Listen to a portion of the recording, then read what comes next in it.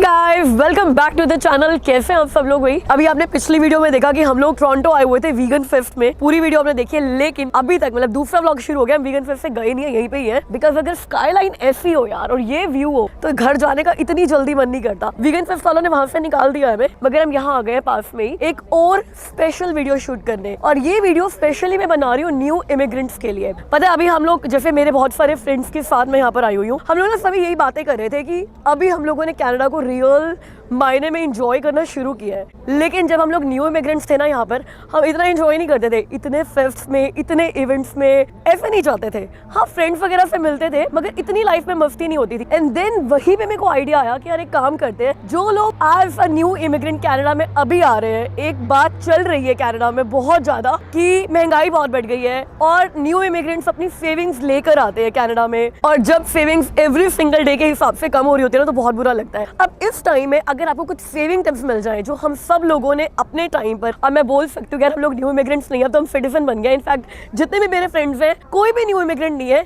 लेकिन कुछ saving tips थे जो हम लोग सब यूज करते थे हमारे इनिशियल दिनों में जब हम लोग कनाडा आए थे। मतलब 1 साल 2 साल तक तो आप कह ही सकते हो कि we were very very cautious about spending money, कि यार देखो every penny saved is penny earn. मानते हो कि नहीं मानते हो? तो जब as a new immigrant save नहीं करोगे तो एज अ सिटीजन कनाडा को एंजॉय कैसे करोगे? तो एक काम करते हैं, सबसे पूछते हैं कि उनका फेवरेट सेविंग टिप क्या है। हो सकता है वो लोग आज फॉलो करते हो उस टिप को, और हो सकता है नहीं करते हो। मैं अपना सेविंग टिप अभी भी फॉलो करती हूँ और मेरे अपने पर्सनल बड़े सारे टिप्स हैं, लेकिन एज अ न्यू इमिग्रेंट आपको वो सेविंग टिप्स जरूर मदद करेंगे। हो सकता है कोई टिप आपको $50 महीने का बचा जाए, या कोई टिप आपको $300 साल के बचा जाए। मगर ये भी सोचो कि जो नए लोग आते हैं वो सेविंग्स अपनी कंट्री की करेंसी में लेकर आते होंगे। इंडिया की बात करूँ, रुपीस की बात करूँ, तो अगर आप $50 भी महीने के बचा लो ये सारी टिप्स यूज करके, तो 3000 रुपए हो जाते हैं, विच मैटर्स। मगर आई प्रॉमिस यू आप इससे ज्यादा ही बचाओगे। तो अपनी सेविंग टिप मैं लास्ट में बताऊंगी या फिर 2-4 टिप्स बता दूंगी। पहले सुनते हैं बाकी मेरे सारे फ्रेंड्स की कि उनके फेवरेट टिप्स क्या थे। चलो आ जाओ। हाय गाइस,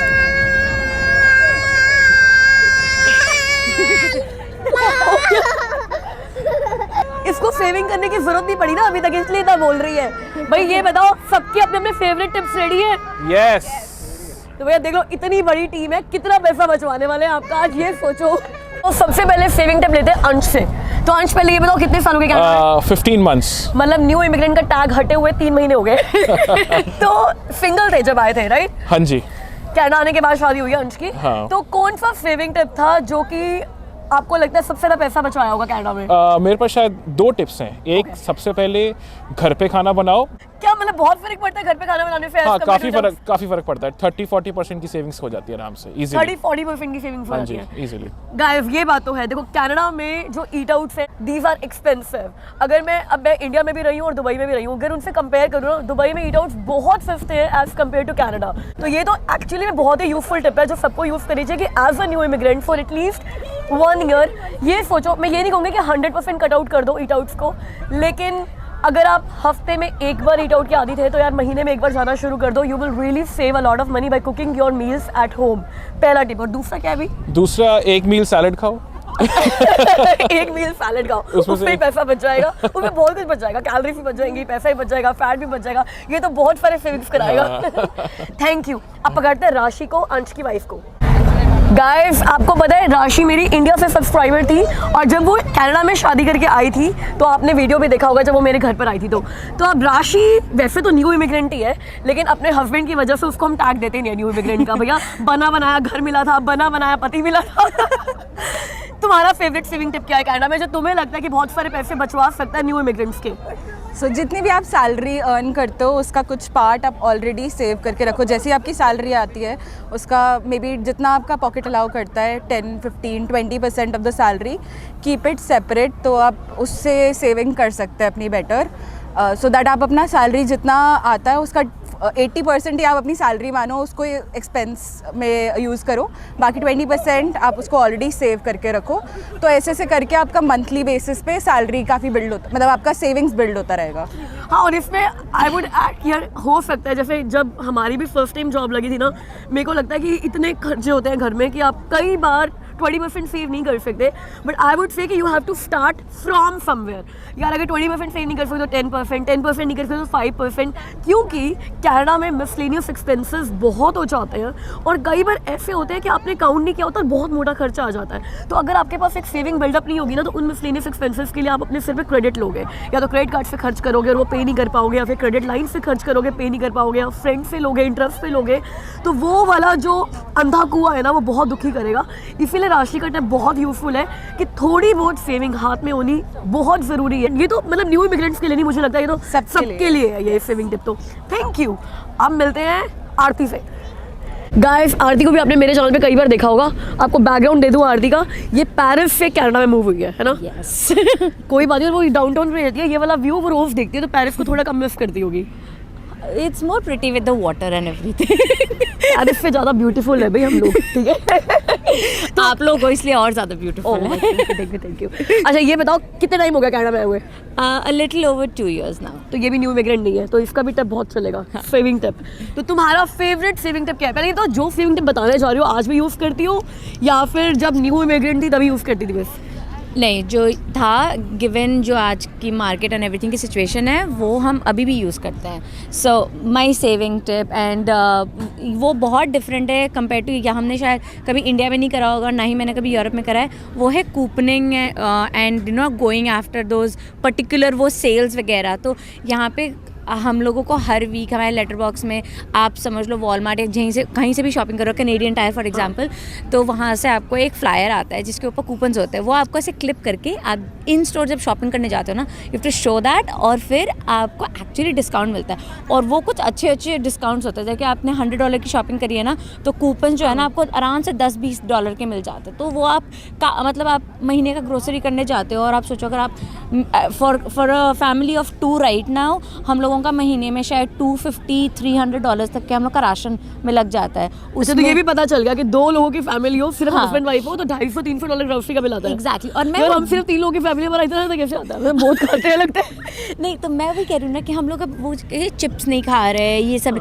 वो सब, एंड वो अभी वाला करंट सिनेरियो। नहीं तो पहले तो मतलब नमक पारे आ रहे हैं, ये आ रहा वो आ रहा है सारा इंडियन, लेकिन अब वो कम हो गया है। अब लाइक नो चिप्स नथिंग, गो हेल्दी। जैसे अभी अंश ने बताया था ना सैलड, वो एक्चुअली काफ़ी हेल्प करता है। एंड आप जब वो सब हटा देते हो ना, तो आप देखो कि आपकी बेसिक ग्रोसरी जो है वो कम में आ जाती है। एंड फिर फॉलो मम्मा का एडवाइस, यू नो, कभी कोई दाल बना ली, कभी कोई दाल बना ली, फिर वो एक अंडरस्टैंडिंग होती है एंड फिर उससे फ़र्क पड़ता है। मतलब बिल्कुल भी यार, अगर $250-300 में अगर हस्बैंड वाइफ की ग्रोसरी हो जाती है ना कनाडा में, अगर आप लोग अपनी बेसिक चीज़ें और जो हेल्दी चीज़ है वो करो, तो फिर तो मैं कहूँगी यार इतना भी कुछ इन्फ्लेशन नहीं हुआ, इतनी भी कोई महंगाई नहीं है। और ये कूपन वाली जो चीज़ है ना, ये रियली में काम करती है। देखो, एक तो सिर्फ ऐसा नहीं ग्रोसरी वाले कूपन्स आते हैं, अगर ईट आउट्स का शौक है या महीने में एक आधी बार आपने ईट आउट कर रहे हो, तो मैकडॉनल्ड्स के, सबवे के, पिज्ज़ा के बहुत सारे कूपन्स आते हैं। ग्रेट क्लिप्स के हेयर कट के लिए आते हैं, मतलब बहुत सारी, मतलब अलग अलग सर्विसेज के लिए बहुत कूपन्स आपके उसमें मेल बॉक्स में आते रहते हैं। तो अपना मेल बॉक्स रेगुलर चेक करके यूं ही डंप करने की बजाय चेक किया करो कि उसमें क्या क्या आया। That's important. और कुछ है? एक और वेबसाइट है ग्रुपॉन, जो मुझे पता है यूएस में काफ़ी यूज़ होता था, दुबई में मैं यूज़ करती थी, दुबई में भी होता था। ओके, सो उसमें जैसे हेयर कट के लिए, तो अभी आप नॉर्मल ऐसे कहीं हेयर कट के लिए वुमेन अगर चली जाती हैं तो एटलीस्ट 75-80 का बिल आ जाता है और 100 का भी बिल आ जाता है। लेकिन अगर आप कूपन ले लेते हो तो वो कट डाउन टू 40। Yes, मैंने ग्रुपॉन वेबसाइट बहुत इंपॉर्टेंट है गाइस। आप कहीं पर भी रहते हो, मतलब मुझे नहीं पता किस किस कंट्री में काम आती है, बट कनाडा में जरूर आती है, दुबई में भी आती थी ग्रुपॉन, जिसमें सॉलिड डील्स आती है। तो आपने अगर कोई भी सर्विस वगैरह लेनी है, कोई भी अगर शॉपिंग भी कहीं पे करनी है, कई बार जैसे कि कोई एक्सपीरियंसेस हो गए, जैसे आपने यॉट जाना है, नायग्रा जाना है, बहुत सारे एक्सपीरियंसेस के, और जो सर्विसेज हो गई पर्सनल केयर एंड ऑल, उन पे बहुत डिस्काउंट्स आते हैं। तो ग्रुपॉन, ये मतलब आरती में बता रही है, डिस्काउंट्स चेक करते रहो, कूपन्स चेक करते रहो, डिस्काउंट्स चेक करते रहो। तो यहाँ पे ये ऐड करूंगी यार, सीजनल शॉपिंग में तो यहाँ बहुत होती है। Yes exactly. तो आप लेबर डे हो गया, बॉक्सिंग डे हो गया, फिर वो एंड ऑफ ब्लैक फ्राइडे, मैं वीडियो में बताती हूँ। हाँ, तो इन डेज का वेट करो। हाँ, और फिर end of season clearance sale exactly वो भी। और जैसे हम लोग विनर्स और हम लोग मार्शल्स वगैरह जाते हैं, तो उसमें क्लियरेंस सेक्शन अलग होता है। हाँ, तो वो देखते रहना चाहिए हमेशा। कभी कभी कुछ बहुत अच्छी चीज वहाँ पे होती है which you can always pick up, and there are good markdowns. ये मेरा सेविंग सेविंग टिप है भाई, मैं किसी भी स्टोर में जाती हूँ सबसे पहले क्लियरेंस वाले सेक्शन में जाकर चेक करती हूँ कि क्लियरेंस में क्या मिल रहा है। मैंने इतना सारा ज़ारा का कलेक्शन ना बनाया हुआ है और हार्डली मैं $15 से ऊपर कोई पे करती हूँ, बिकॉज मैं विनर्स में, मार्शल्स में और ज़ारा पे भी जाकर क्लियरेंस सेक्शन में जा के ढूंढती रहती हूँ कि भैया कब $10-12 की चीज़ आएगी मैं तब लूँगी। ज़ारा कलेक्शन है कहने को, इंडिया में बहुत महंगा ब्रांड है भाई, लेकिन मैंने $15 से ऊपर किसी चीज़ का पे नहीं कर रखा है, तो दिस इज ट्रू। बाकी जो भी चीज़ आपने लेनी हो ना, try to buy it off season. जैसे मैंने बताया था कि गार्डन की अगर चीज़ें लेनी है तो आप सितंबर में या अगस्त एंड में लो। जो स्विंग हमने लिया था $300 का, हमारे लेने के 1 महीने के बाद वो डिस्काउंट पे वॉलमार्ट पे ही 300 की चीज़ 200 की हो गई। तो अगर आपने अगले साल गार्डन का कुछ यूज़ करना है, बैकयार्ड का यूज़ करना है, तो इस साल सितंबर में, अक्टूबर में ले लो। हेलोवीन का सामान, हेलोवीन जब खत्म हो जाए तब ले। क्रिसमस की डेकोरेशन जब क्रिसमस खत्म हो जाए तब लो। उससे याद है, मैंने अभी क्रिसमस के लिए ट्री अभी 1 महीने पहले लिया किसी एक दुकान से, and I got a 6 feet pre lit tree 40 में, जबकि उसका एक्चुअल प्राइस 150 या 200 होता है। So it really makes a lot of difference. मतलब सीजन में कोई चीज़ लोगे, जैसे विंटर जैकेट्स भी होगी तो बहुत महंगी पड़ेगी। That's a great discount। मतलब इसने समरी दे दिया उन सारे टिप्स की जो मैंने देने थे। Good job. आप पकड़ते हैं हम लोग आरती की पति प्रतीक को। सॉरी आपको डाउनटाउन से खींचकर वापस अपने घर पर ले आने के लिए, लेकिन बहुत जल्दी डाउनटाउन वापस भी लेकर जाऊंगी। मुझे आपको एक ज़रूरी बात बतानी थी, जो बताना डाउनटाउन में मिस हो गया, तो मुझे लगा घर आकर आपको बता देते हो। जब हम सेविंग टिप्स की बात कर रहे हैं ना, तो एक चीज़ बहुत ज़रूरी है, वो ये है कि यार जो हम अपने कंट्री से पैसा लेकर आते हैं एज अ न्यू इमिग्रेंट, उसको सेव करके रखना भी बहुत ज़रूरी है। और वो सेव कैसे होगा, जब आप जिस कंट्री में हो, आप न्यू इमिग्रेंट किसी भी कंट्री में हो सकते हो, हम स्पेसिफिकली यहाँ कनाडा की बात कर रहे हैं। तो जब आप कनाडा में आते हो तो रुपीज़ को जब कनेडियन करेंसी में कन्वर्ट कर करके स्पेंड करते हो ना यार, तो एक तो जब ये सेविंग कम हो रही होती है तब बिल्कुल अच्छा नहीं लगता। और मुझे लगता है कि यार कनेडियन डॉलर्स के खर्चे तो कनेडियन डॉलर्स में कमा कर ही पूरे होते हैं, तभी बरकत आती है। रुपीज़ में कन्वर्ट कर करके कनेडियन डॉलर्स को तब खर्चा करना दिल बड़ा दुखता है। तो न्यू इमिग्रेंट्स को ना मेरी एक सलाह ये रहेगी कि यार जितनी जल्दी हो सके उतनी जल्दी यहाँ पर आकर आपको जॉब ज्वाइन कर लेनी चाहिए। अब हो सकता है आपके फील्ड की जॉब मिलने में आपको कुछ महीने लग जाएं और आप अपनी फील्ड की जॉब पूरी तरीके से ट्राई करो, पूरी तरीके से अप्लाई करो, लेकिन यार एक दिन में 8 घंटे तो जॉब अप्लाई नहीं करोगे ना, इतनी तो नई जॉब्स पोस्ट भी नहीं होती है। तो एक दिन में आप मोस्टली 1 घंटा या 2 घंटा अप्लाई करते हो, कभी किसी दिन इंटरव्यू हुआ तो बात अलग है। तो कनाडा में बहुत सारी पार्ट टाइम जॉब्स अवेलेबल होती है जो कि नए इमिग्रेंट्स को आते ही कोशिश करना चाहिए कि पकड़ लेनी चाहिए। अब वो मोस्टली बेयर मिनिमम सैलरी वाली जॉब्स होती है, मिनिमम वेज जॉब्स होती है, लेकिन वो सिर्फ इसलिए होती है कि आप अपनी सेविंग्स जो अपने साथ लेकर आए हो कनाडा में सेटलमेंट के लिए, उसको जितना हो सके बचा के रखो। अब जब हमने ये मान ही लिया कि it is wise to start earning in dollars as soon as possible, तो मुझे लगता है इन जॉब्स पे अप्लाई करने के लिए भी हमें डिले नहीं करना चाहिए। जब आप अपनी कंट्री में होते हो, आपको पता होता है कि अपने कनाडा 1 महीने में आना है या 2 महीने में आना है, इन बेयर मिनिमम सैलरी वाली जॉब्स पे ना रेज्यूमे सर्कुलेट होने में भी टाइम लगता है। और ऐसा नहीं है कि ये आपको लिंक्डइन पे मिलती हैं ये जॉब्स आपको ना बड़े अनकन्वेंशनल तरीके से मिलती हैं। जैसे फेसबुक के बड़े सारे ग्रुप्स होते हैं, वो ग्रुप्स ज्वाइन करो तो उन पे बड़ी सारी जॉब्स पोस्ट होती हैं। इंस्टाग्राम पे ये जॉब्स मिल जाती है। अगर आप उनको कॉल करके उनसे बात करो, उनको बोलो कि आपने अपना रिज्यूमे भेजा है, it always helps. I am a recruiter, मुझे ये लगता है कि जब मैं कोई जॉब पोस्ट करती हूँ और किसी एक बंदे को डायरेक्टली मेरा कॉन्टैक्ट मिल जाता है या फिर मुझे कॉल करके वो बोलते हैं, तो मुझे ना थोड़ी ऑब्लिगेशन फील होती है कि वो रिज्यूमे खोल के मैं चेक करूँ, उसको फीडबैक दूँ। वरना हो सकता है वो रिज्यूमे कभी खुलता नहीं ना, बिकॉज एक जॉब के लिए 100 रिज्यूमे आते हैं और उनमें से टॉप 10 रिज्यूमे शॉर्टलिस्ट होकर 3-4 लोग के इंटरव्यू होकर जॉब क्लोज हो जाती है। अपनी कंट्री में बैठकर कनाडा के एम्प्लॉयर्स को कॉल करना एक तो बड़ा महंगा हो सकता है। दूसरा, मोस्टली इन एम्प्लॉयर्स के पास लैंडलाइन नंबर्स होते हैं जो आपको पता चलता है वेबसाइट पर, तो आप लैंडलाइन पे व्हाट्सएप वगैरह के थ्रू कॉल नहीं कर सकते हो। तो एक ऐप है योला ऐप। इस ऐप के बारे में मैंने 2 साल पहले भी अपनी एक वीडियो में बताया था, जो वीडियो थी ना how to get a jobs from your own country. Yola app की ना खासियत ये है कि जिस भी फ़ोन नंबर से आप योला ऐप पे रजिस्टर्ड करते हो, तो आप जब भी योला ऐप के थ्रू किसी को कॉल करते हो, it's an internet calling, app calling है, तो आपका खुद का नंबर आता है। कोई रैंडम नंबर नहीं आता लाइक 000 या प्राइवेट नंबर या ऐसा कुछ नहीं आता, आपका खुद का नंबर डिस्प्ले होता है। तो जो आपकी कॉल रिसीव कर रहा है तो उसको एटलीस्ट ये श्योरिटी होती है कि किसी जेन्युइन नंबर से कॉल आ रहा है। और दूसरा, ऐसा नहीं है कि आप सिर्फ उन्हीं लोगों को कॉल कर पाओगे जिनके पास योला ऐप है। आप इस ऐप के थ्रू किसी भी लैंडलाइन पे दुनिया में, किसी भी फोन पे, किसी भी मोबाइल पे कॉल कर सकते हो। और जो लोग कनाडा में भी रहते हैं उनको अपनी कंट्री में कॉल करना होता है। कई बार ऐसा नहीं होता कि यार जिनको आपको कॉल करना है उनके पास हमेशा इंटरनेट हो या हमेशा व्हाट्सएप चल रहा हो। तो इस ऐप के थ्रू, जैसे कि मैंने योला ऐप अपने फ़ोन में रखी हुई है यूएस में कॉल करने के लिए। मेरे फ़ोन में यूएस के कॉल्स फ्री नहीं है। बहुत सारे कनाडा के जो सर्विस प्रोवाइडर्स हैं वो यूएस कॉल्स फ्री देते हैं, मतलब आपके प्लान पर डिपेंड करता है। मेरे प्लान में इंटरनेट बहुत ज़्यादा, because that's what my need is. तो मैंने यूएस कॉलिंग फ्री नहीं ले रखी है, मैंने योला ऐप अपने फ़ोन में डाउनलोड कर रखी है और इस ऐप के थ्रू मैं यूएस कॉल करती हूँ, मुझे कभी करना होता है तो। और चार्जेस इतने कम है ना, मैं आपको दिखाती हूँ अभी। अब ये मेरे फ़ोन में योला ऐप है, आई हैव यूएस $30 बैलेंस। मैं ना ये ऐप मोस्टली यूएस में कॉल्स करने के लिए यूज़ करती हूँ, बिकॉज मेरे फ़ोन का प्लान ऐसा नहीं है कि यूएस में कॉल्स फ्री है। मुझे इंटरनेशनल कॉल्स की तरह ही कंसीडर होता है यूएस में अगर कॉल करती हूँ तो मैं योला ऐप यूज़ करती हूँ यूएस में कॉल्स करने के लिए। और इंडिया में कई बार जब वो इंटरनेट की हड़ताल हो जाती है ना, जब व्हाट्सएप कॉलिंग नहीं हो पाती है, तब भी ये ऐप बड़े काम आती है मेरे। अब मैं आपको ना प्राइस दिखाती हूँ कि अगर आप इंडिया में बैठे हुए, आपके पास ये ऐप है और आप कनाडा में कॉल कर रहे हो, इंडिया में बैठे हुए, मतलब आपने कनाडा के लैंडलाइन नंबर पर कॉल करना है, किसी एम्प्लॉयर से बात करनी है या फिर टेलीफोनिक इंटरव्यूज़ भी देने हैं और आपने कॉल करना है एम्प्लॉयर को, तो देखो अगर आपके पास $8 का भी बैलेंस है योला ऐप में, तो you can call up to 1142 minutes in Canada, be it landline और मोबाइल फ़ोन, क्योंकि आप पे कर रहे हो $0.007 पर मिनट के लिए। अब जैसे इंडिया में कॉल करना है कनाडा में बैठे हुए लोगों को, जैसे मैं कॉल करती हूँ, तो अगर मेरे पास $8 का इस ऐप में बैलेंस है तो मैं इंडिया में अप टू 363 मिनट्स तक बात कर सकती हूँ, मतलब 6 घंटे के आसपास हो गए। अब इतनी देरी होती है जब अगर व्हाट्सएप कॉलिंग नहीं चल रही होती ना, तो इतनी देरी अगर इंडिया में बात हो जाए तो काफ़ी रहता है। तो मतलब $8 गोज़ अ लॉन्ग वे। अब अगर कनाडा में बैठे हुए बंदे यूएस में कॉल करते हैं, आपका भी प्लान मेरी तरह है कि यूएस के कॉल्स फ्री नहीं है और कभी आपको कॉल करने पड़ते हैं, आपके फ्रेंड्स हैं या फैमिली यूएस में रहती है या फिर किसी और काम से कॉल करना है, तो यूएस के चार्जेस बहुत अच्छे हैं। तो अप टू 999 मिनट्स तक बात कर सकते हो ओनली इन यूएस $8। अब अगर आपने सोचा है कि आपको ये ऐप ले लेनी चाहिए मैं अवॉइड भी करूँ ना, तब भी यूएई अपने आप आ ही जाता है। अब यूएई के कॉल्स थोड़े महंगे हैं कनाडा से।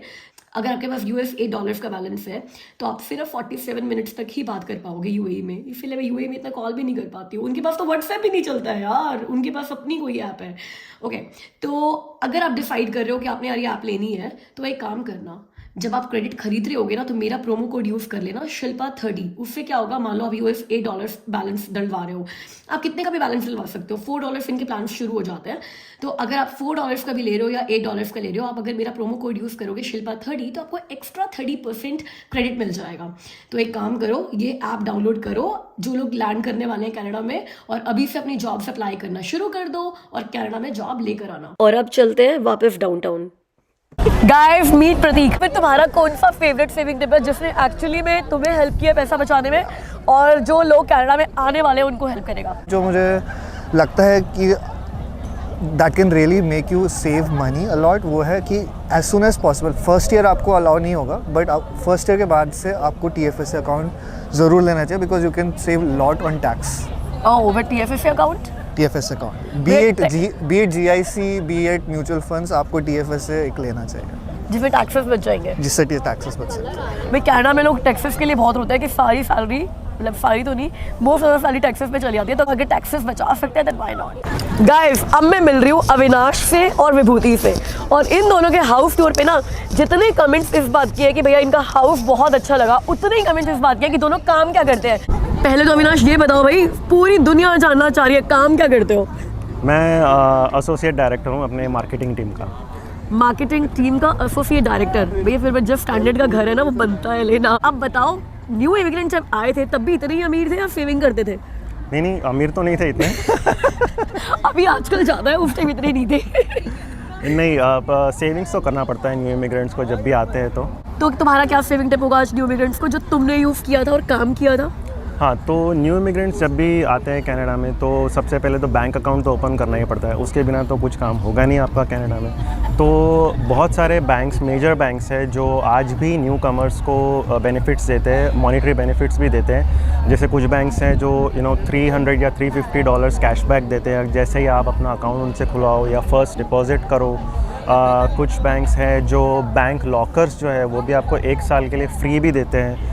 और आप ये भी रिसर्च कर सकते हो कि अगर आप उन बैंक्स के साथ क्रेडिट कार्ड ओपन करो तो क्या वो क्रेडिट कार्ड में कैशबैक भी मिलता है या नहीं। तो जैसे आपको कैशबैक मिल जाएगा तो वो ऑटोमेटिक आपका सेविंग्स हो गया, और बैंक अकाउंट में आप इनिशियल मनी जो आप इंडिया से लाते हो या आप अपने कंट्री से लाते हो डिपॉजिट करते हो तो उसका भी अराउंड 300 या इंटरेस्ट मिलता है, और ओपनिंग बैलेंस भी वो भी कुछ वो आपको बोनस भी मिलता है। $300 to $350 आज भी देता है, मैंने अभी जस्ट चेक किया, अभी भी देते ही है वो लोग। सो आई थिंक कि सर्च करो कि कौन से बैंक अकाउंट में आपको अपना अकाउंट खुलवाना है और कौन सा bank account as a new immigrant आप कनाडा में आए हो, आपकी पूरी बैंकिंग हिस्ट्री जो भी है, आपकी क्रेडिट हिस्ट्री उस बैंक के साथ बनेगी। तो आप उनको एक तरीके से बहुत लंबे टाइम के लिए बिजनेस दे रहे हो, तो उनसे आपको कितना फ़ायदा मिल रहा है एज अ न्यू इमिग्रेंट।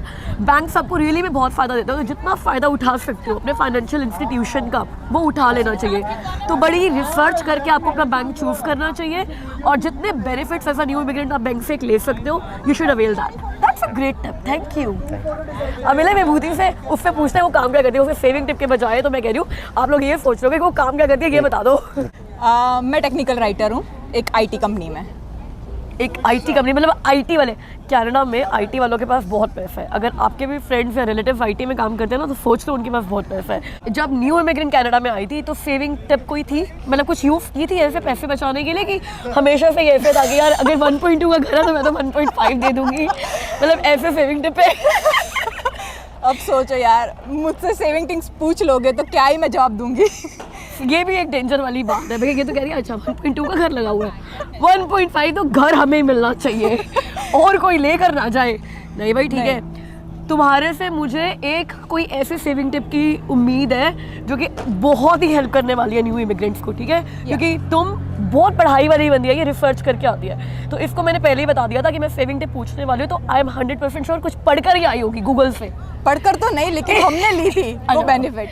हाँ, हम जब इधर लैंड हुए as a new immigrant on PR basis, ठीक है, तो हमें किसी ने बताया था कि इटोबिकोक में रेक्सडेल्स विमेंस सेंटर है। सो उसका एड्रेस डिस्क्रिप्शन बॉक्स में डाल देंगे। तो ये विमेंस सेंटर क्या करता है कि जो विजिबल माइनॉरिटी विमेन होती है, जो एज अ PR या न्यू इमिग्रेंट्स या तो फिर रेफ्यूजी तरीके से आते हैं कनाडा में, उनके लिए प्रोग्राम्स होते हैं जो गवर्नमेंट प्रोग्राम्स होते हैं। फॉर एग्जांपल एम्प्लॉयमेंट सपोर्ट होता है, 1-on-1 सपोर्ट कोचिंग होता है, फिर रेज्यूमे या जॉब लेटर या कुछ भी कवर लेटर होता है तो वो प्रिपेयर करने में हेल्प करते हैं। ऐसी सारी चीज़ें होती है। तो वहाँ मैं और अविनाश गए थे। और तुम विजिबल माइनॉरिटी में हो? एशियंस विजिबल माइनॉरिटी हो गई ना भैया, हम विजिबल माइनॉरिटीज़ में हैं कनाडा में। ये बात मुझे टू बी ट्रू अभी आज पता चली है। मैं पता कंफ्यूज थी जब तुम बता रही थी कि यार विजिबल माइनॉरिटीज़ को मिलता, तुम क्यों गई थी? अच्छा ठीक है। नहीं एशियंस आ जाता है। ओके हाँ, तो यहाँ पे एक आई थिंक ये होता है कि जैसे मैं इंडिया से आई हुई हूँ, तो इंडिया में मैं और in between the year I थी, तो इंडिया में भी मैं पहले जॉब कर रही थी, तो वहाँ पे भी मैंने टैक्स पे किया हुआ है। अब जब कनाडा में आई, अब मुझे इसका एकदम डिटेल में नहीं पता है, बट आप वो विमेंस सेंटर में जाके पूछ सकते हो कि क्या है एक्चुअल प्रोसेस। तो वहाँ पे जो रिप्रेजेंटेटिव था उन्होंने हमें एक्सप्लेन किया कि women they are eligible for GST HST credit, क्योंकि मैंने like half of the year मैंने इंडिया में काम किया हुआ था। तो उन्होंने बड़े सारे फॉर्म भरे, साइन लिया और वो सब उन्होंने सबमिट कर दिया, और उसके बाद हर महीने मुझे थोड़ी थोड़ी करके GST HST credit I think 1 साल तक आती रहती थी, मेरे बैंक में डिपॉजिट होती थी। तो ये एक चीज़ आप कर सकते हो। फिर दूसरा ये था कि वही प्रोग्राम में कुछ ये था कि हमें फ्री में नया क्वीन साइज़ मैट्रेस मिल रहा था, उसके साथ उसके नीचे रखने के लिए जो स्प्रिंग बॉक्स आता है वो भी मिल रहा था। इसका सिर्फ एक ही क्राइटेरिया था, हमें डिलीवरी चार्ज पे करना था, विच वॉज जस्ट $80। तो $80 में क्वीन साइज़ मैट्रेस, जहाँ पे आप अगर आइकिया में भी लेने जाओगे ना तो कम से कम $300 to $400, अभी तो उतना भी नहीं, आई थिंक $500 to $600 का क्वीन मैट्रेस आता है। तो यहाँ पे आप सेव कर सकते हो।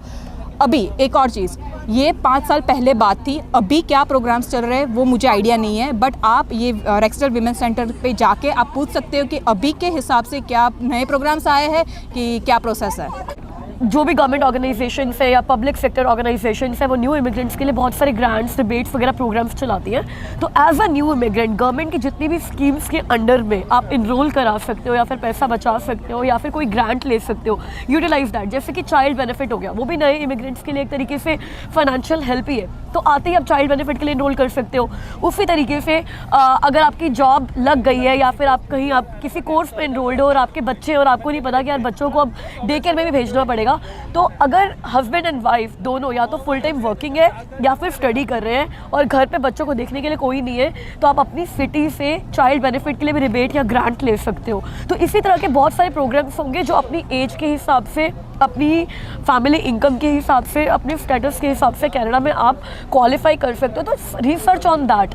It is very easy to not to research anything और not to do anything and sit and just consider कि यार लाइफ इज़ टफ, बट थोड़ा सा ज़्यादा रिसर्च करना, जिस कंट्री में जा रहे हो उस कंट्री के प्रोग्राम्स के बारे में देखना, गवर्नमेंट क्या क्या हेल्प दे रही है नए इमिग्रेंट्स को, वो सब रिसर्च करके वो बेनिफिट्स को उठाना, that would really help you reach a long way.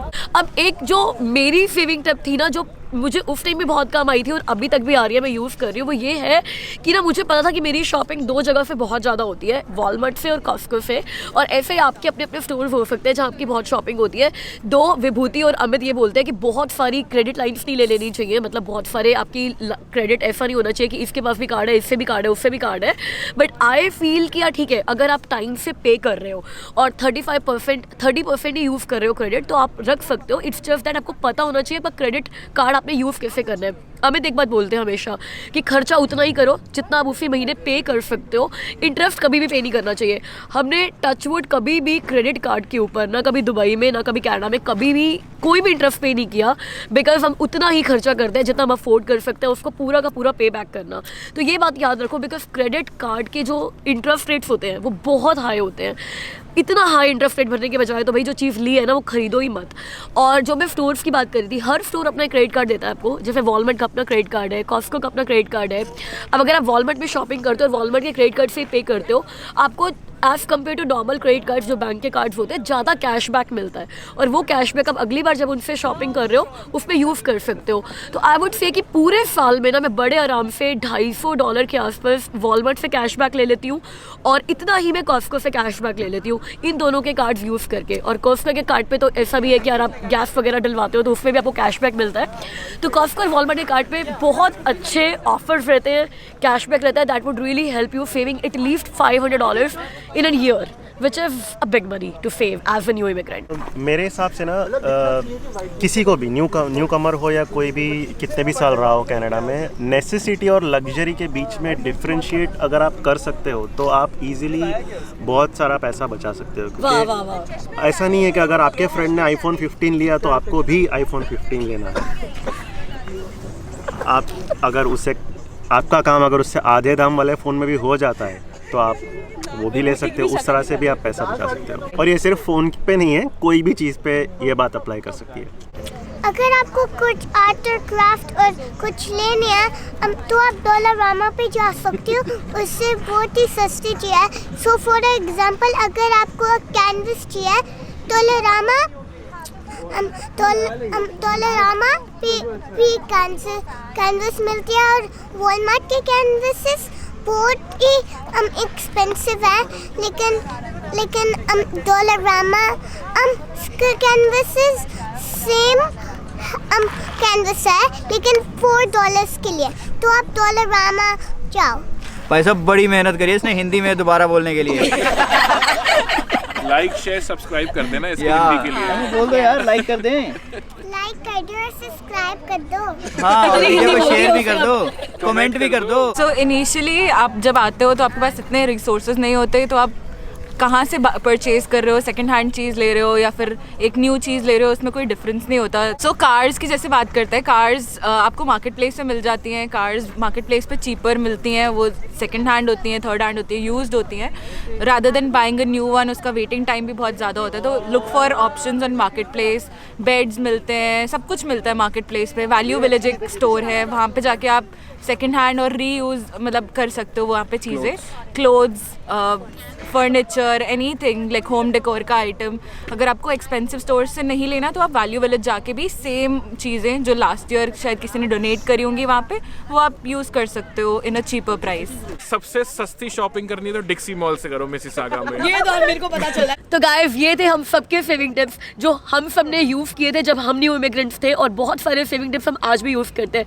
इनमें से आपके कौन से फेवरेट थे मुझे कमेंट से बताना, और अगर आपके पास कुछ सेविंग टिप्स है जो न्यू इमिग्रेंट्स को हेल्प कर सकते हैं या आप आप न्यू इमिग्रेंट हो जो कुछ सेविंग टिप्स यूज़ करो वो भी कमेंट्स में बताना, हमारी चिट फैमिली में किसी की हेल्प हो जाएगी यार। तो गाइस आज की वीडियो के लिए इतना ही। अब मुझसे मिलो कल की वीडियो में, लेकिन उससे पहले वीडियो को चैनल को